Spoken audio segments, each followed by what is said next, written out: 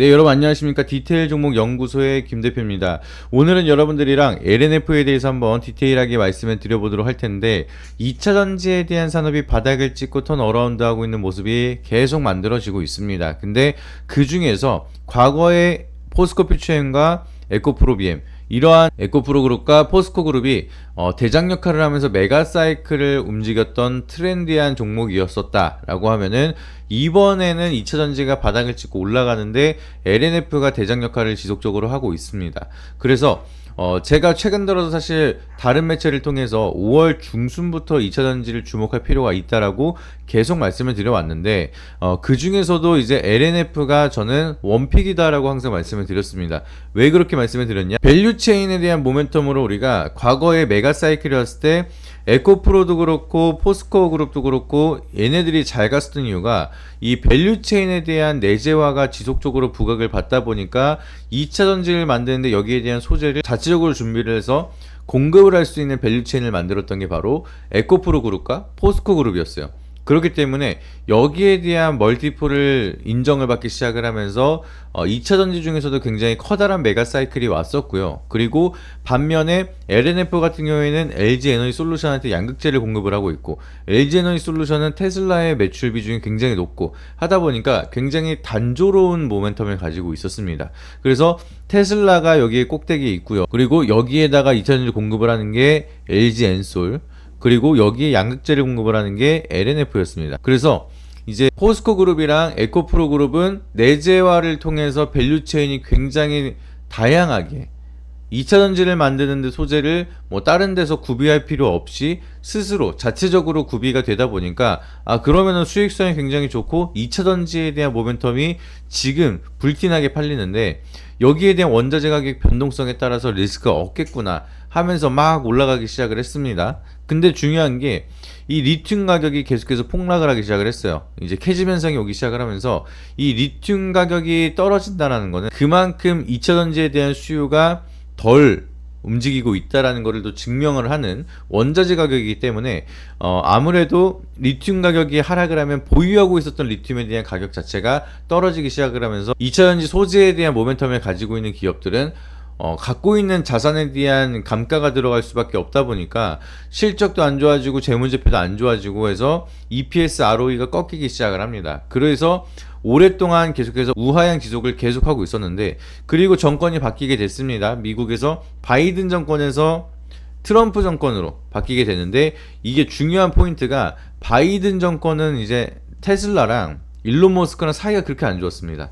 이제 뭔가 스페이스 X에서 로켓을 띄우는데도 규제가 너무나 많았고, 일론 머스크가 했었던 얘기가 로켓을 띄우는 것보다 정부의 심사를 통과하는 게 더 어려웠다, 이렇게 얘기할 정도로 일론 머스크가 바이든 정권 때 굉장히 좀 고생이란 고생을 많이 했습니다. 그래서 후원도 엄청나게 그냥 100% 올인을 해서 트럼프를 지지했었던 게 바로 일론 머스크이기 때문에, 그렇다라고 하면은 이번에는 정부 규제에 따른 테슬라가 성장을 못하는 일은 없겠구나, 이런 모멘텀이 형성이 되면서, 그때 당시 이제 트럼프가 당선이 되면은 전기차 시장에서는 그래도 테슬라가 조금 더 유리한 측면으로 가지 않을까, 이렇게 좀 생각을 하고 있었고요. 그리고 일단 그럼에도 2차 전지는 워낙 캐즘 현상이 지속적으로 이어지다 보니까 좀 조심스러운 관점으로 바라보고 있었습니다. 근데 바닥이 왔다라고 느끼고 다시 한번 모멘텀이 커지기 시작을 하는 게, 사실 2025년부터 제가 항상 말씀을 드리는 게 배터리 교체 사이클이 만들어진다라고 말씀을 드렸습니다. 그리고 테슬라가 전 세계적으로 판매량이 굉장히 높은 수준으로 유지를 하고 있죠. 그러다 보니까 테슬라는 테슬라 전용에 대한 배터리를 사용하고 있습니다.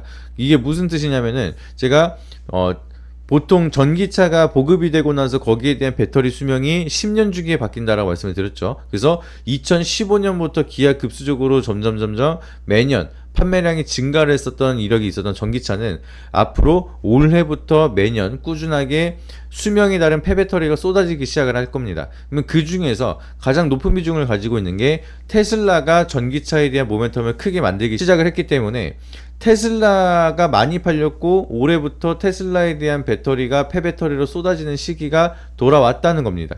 그러면은 2차 전지만 본다 했을 때 신차가 판매가 되지 않는다 하더라도 기존에 판매가 됐었던 테슬라에 대한 배터리를 교체하게 된다. 그러면 2차 전지에 대한 소재가 당연히 더 많이 필요할 수밖에 없겠죠. 그러니까 테슬라는 또 테슬라 전용 배터리입니다. 뭐 4680 배터리 같은 이제 원통형 배터리, 테슬라 전용에 대한 배터리를 따로 구비해서 판매를 하고 있기 때문에 테슬라에 대한 배터리가 생명이 다다르면은 결국에는 테슬라에서 다시 구매를 하고 테슬라에서 다시 공급을 해야 되는 시스템으로 만들어 놓은 거죠. 그러면 테슬라는 신차가 판매가 되지 않더라도 배터리만 많이 더 추가적으로 팔 수가 있게 되는 거고, 그러면은 LG에너지솔루션이나 LNF 같은 경우에는 테슬라의 원통형 배터리가 수요가 늘어나면 늘어날수록 실적에 대한 수혜가 같이 따라갈 수가 있다는 거예요. 그래서 이 교체 사이클이 도래하면은 다른 기업보다 테슬라에 대한 밸류체인을 가지고 있는 LNF가 좀 더 가벼우니까 LG에너지솔루션보다 강할 거고, 그리고 다른 2차 전지 중에서도 밸류체인이 테슬라가 명확하게 있는 LNF가 강할 거다, 이렇게 말씀을 드리고 예상대로 그런 흐름이 만들어졌다라고 보시면 되겠습니다. 근데 여전히 좀 강한 시세를 보여주고 있지만 중요한 거는 LNF는 그동안 좀 실적이 안 좋았기 때문에 BW를 좀 큰 규모로 준비를 하고 있습니다. 근데 이게 다행히 공모예요. 이제 원래는 10이나 BW를 발행할 때 3으로 해서 투자자를 정해놓고 그 사람한테 혜택을 줍니다. 그래서 10이나 BW를 발행을 할 때는 이게 사채거든요. 12 같은 경우에는 전환사채고 BW는 신주 인수권부 사채이기 때문에 결국엔 사채 성격을 가지고 있습니다. 이 사채에 대한 성격을 가지고 있는 거는 돈을 빌려놓고 특정 기간 동안 이자를 지급을 하는 게 사채의 성격이라서 우리가 사채라고 얘기를 하는 거고, 그리고 이제 BW 같은 경우에는 여기서 이자 플러스 내가 원하는 가격에 신주 인수권 발행이라는 권리가 있기 때문에 신주 인수권부 사채라고 보는 거고요.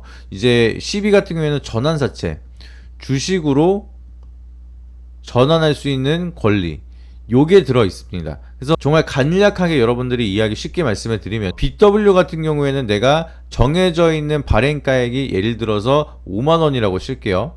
근데 주가가 10만원으로 올라갔습니다. 그러면 나는 5만원이라는 금액에 신주 인수를 할 수 있는 권리를 BW라는 돈을 주면서 받았으니까 주가가 10만원일 때 나 그러면 지금 현재 주가는 10만원이지만 이 가격에서 나는 5만원, 평단 5만원의 주식을 지금 사고 싶어 라는 권리를 행사하게 되면은 그때 돈을 더 집어넣고 내가 받고 싶은 금액, BW를 예를 들어서 100억이라는 금액을 사모를 통해서 투자를 받았어요. 그러면은 최대 100억어치에 대한 정해져 있는 금액의 신주 인수권을 발행할 수 있는 권리가 생기는 겁니다. 그래서 100억을 이미 투자를 했지만 나는 100억어치 주식을 사고 싶어 라고 하면은 100억을 또 지급을 해서 그거를 주식으로 전환을 하는 겁니다. 그러면 회사 입장에서는 이제 주식을 더 권리를 받고 싶다라고 하면은 이 100억을 받고 주식을 주게끔 신주를 인수하게끔 5만원짜리에 대한 주식을 100억어치 상장을 시켜서 주면은 100억을 또 받는 겁니다. 바로 100억에 대한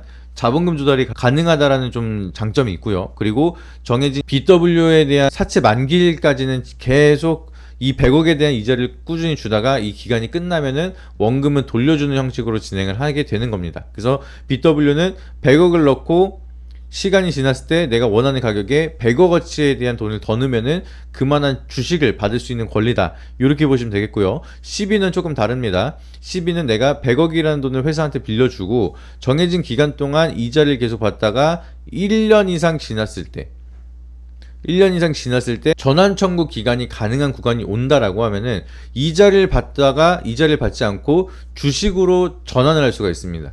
나는 이미 100억이라는 돈을 줬는데 이걸 이자를 받다가 내가 100억이라는 돈을 집어넣었을 때에 대한 전환 청구 행사 가액이 예를 들어서 48,000원이에요. 그래서 이 권리를 그대로 픽스를 해놓고 나서 계속 이자를 받다가 주가가 1년이 지났을 때 10만원으로 올라가 있습니다. 그리고 나는 이거를 전환 청구를 할 수 있는 기간이 왔어요. 그래서 한 2년 정도 그냥 더 계속 들고 있으면서 이자를 받아도 되고, 아니면 1년이 지나서 전환 청구가 가능해졌으니까 이 10만원이라는 가격이 지금 움직여지고 있지만 나는 권리가 있는 48,000원이라는 주식으로 바로 전환을 해버리는 겁니다. 그러면은 이자는 더 이상 안 나오고 이 원금이 주식으로 아예 바뀌어서 회사는 이 100억이라는 돈을 안 돌려줘도 되는 거고, 이 사람은 추가적인 돈을 주지 않고도 그냥 내가 이미 넣었던 돈을 주식으로 전환할 수 있는 권리를 받았으니까 주식으로 전환하면서 그걸로 매도를 하게 되면은 원금을 받는 것보다 더 큰 메리트가 있다 보니까 그런 식으로 진행을 하는 게 바로 CB입니다. 그래서 BW는 100억 넣고 그만한 금액을 더 넣으면 주식을 받을 수 있는 권리, CB는 100억을 이미 줘놓고 나서 그걸 주식으로 전환할 수 있는 권리, 이렇게 이해하시면 되겠고요. 이번에 LNF는 공모를 통해서 BW를 발행을 한다라고 얘기를 했습니다. 근데 규모가 많이 커요. 3천억이라는 규모의 BW를 발행을 할 건데, 마찬가지로 요것도 공모를 통해서 구주주 배정으로 먼저 주주분들도 참여가 가능합니다. 그래서 3천억이라는 돈을 BW에 대한 공모를 통해서 납입이 된다 라고 하면은 정해져 있는 행사가액은 8월 27일 날 확정이 날 거예요. 지금 6월 달에 6월 16일 날 최초적으로 BW 발행을 하겠다라고 얘기를 하면서 행사가액이 5만 2원으로 지금 발행이 됐는데, 지금 주가가 89,800원이니까 행사가액이 확정이 되는 날짜가 8월 27일입니다. 그래서 예를 들면은 8월 27일 날 89,800원 가격대를 유지를 하고 있다라고 하면은 이 행사가액은 5만 2원이 아니라 확정되는 그 기준일, 청약 개시하기 3거래일 전에 이 평균 가격으로 다시 한번 올라가서 확정이 됩니다.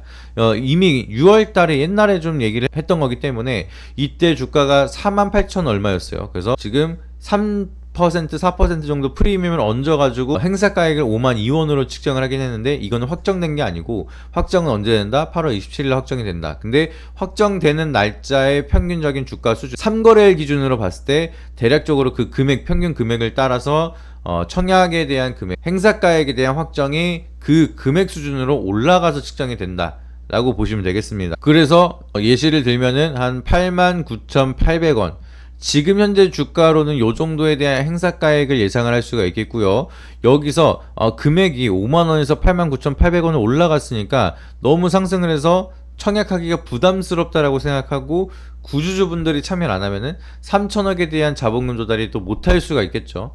아니면 새로운 투자자들이 참여를 시켜야 되는데 메리트가 없다라고 생각할 수가 있겠죠. 그러다 보니까 회사 측에서는 주가가 그동안 많이 올랐으니까 여기에 최대 10%에 대한 할인율을 적용할 수 있습니다. 그래서 요 정도에 대한 할인율은 어느 정도 적용할 거라고 좀 판단이 되고 있어서 이제 BW를 발행을 하는데, 가격이 너무 올랐기 때문에 이 행사가액이 어떻게 되느냐에 따라서 이 방향성이 좀 정해지지 않을까라고 좀 바라보고 있고요. 근데 중요한 거는 이 행사가액을 발행을 하고 청약이 끝나면은 납입일이 언제다? 9월 9일 날 납입을 해야 됩니다. 3천억을.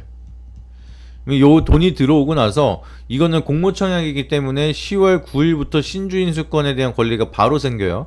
그러면은 10% 할인가액이 발행이 되고 나서 3천억이라는 돈이 입금이 되고 한 달 동안 추가적으로 더 올라간다라고 하면은 10월 9일부터 언제든지 오버행 리스크가 나타날 수가 있다는 겁니다. 얼만큼? 3천억이라는 매물대가 언제든지 신주로 발행이 돼서 매도가 나올 수가 있다.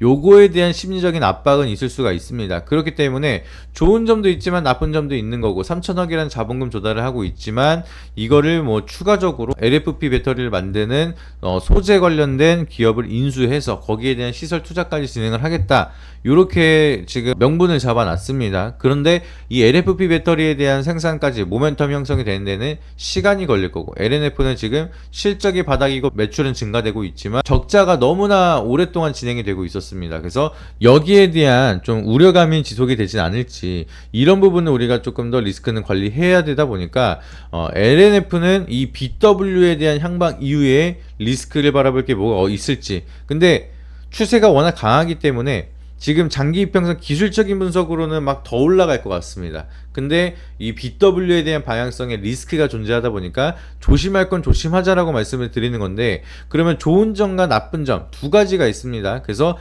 좋은 점도 계속해서 추가적인 영상으로도 말씀을 드릴 거고, 주의가 필요한 부분도 지속적으로 말씀을 드릴 건데, 이거를 좀 더 빠르게 장중에 바로바로 받고 싶다라고 하시면은 하단에 있는 더보기란 누르시게 되면 네이버 폼 신청 링크가 있습니다. 그래서 그 신청 링크를 통해서 연락을 주시면 저희가 운영하고 있는 자사 어플을 통해서 장중에도 계속 브리핑을 도와드리는 메신저 어플로 안내를 도와드릴 건데, 이런 부분이 궁금하시고 장중에도 빠르게 정보를 받고 싶고, 그리고 타점까지도 궁금하시다, 그리고 2차전지를 매매하면서 나는 고민이 있다라고 하시면은 2차전지에 대한 디테일한 산업 분석까지 정확하게 제가 다 풀어서 말씀을 드리도록 할 테니까 하단에 더보기란 누르셔서 네이버 폼 신청을 통해서 많은 신청을 주시길 바라도록 하겠고요. 해당 링크는 구독자를 위한 이벤트 링크입니다. 그래서 구독 한 번씩만 눌러주시고 이 구독에 대한 확인만 통과가 된다라고 하면은 무료로 정보를 좀 드리고 있으니까 구독이랑 좋아요 한 번씩 눌러주시고 하단에 있는 네이버 폼 신청 링크를 통해서 다양한 정보 더 많이 받아보시길 바라도록 하겠습니다. 오늘 하루도 너무 고생 많으셨고요. 다음에 더 좋은 영상으로 찾아뵙도록 하겠습니다. 이상입니다.